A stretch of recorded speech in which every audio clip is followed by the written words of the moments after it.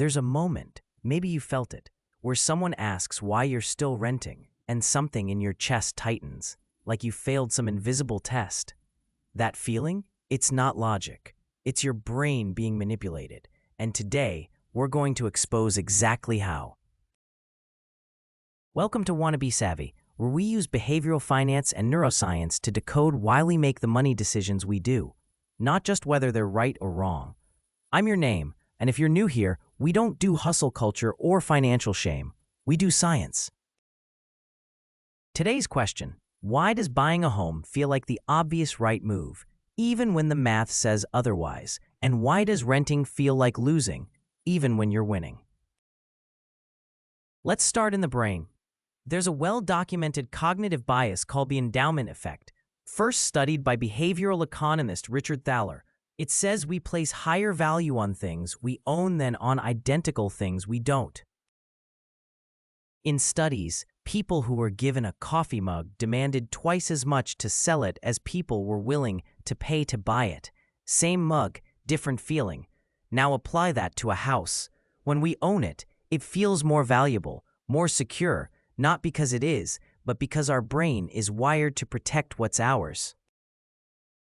Ownership triggers the same neural reward pathways as status, safety, and control.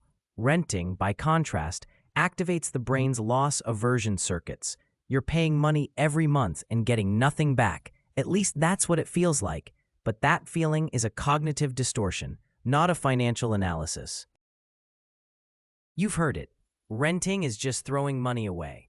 This is one of the most persistent financial myths out there, and it works because it feels true. Here's what the myth ignores. When you buy, you also throw away money on mortgage interest, especially in the early years, property taxes, maintenance, insurance, HOA fees, and transaction costs when you sell. In the first years of a mortgage, the vast majority of your payment goes to interest, not equity. The New York Times Buy versus Rent Calculator, one of the most thorough tools out there, shows that in many U.S. cities right now, with mortgage rates above 6%, renting and investing the difference beats buying over a 5 to 7 year horizon. But here's the thing. Most people never run those numbers. Why? Because the emotional case for buying is so strong, it overrides the analytical one. That's not weakness. That's how human brains are built. There's another force at play: social comparison. Our brains evolved to track status within our tribe. Owning a home has been coded as a status signal for generations. It means you've made it. You're stable. They're an adult.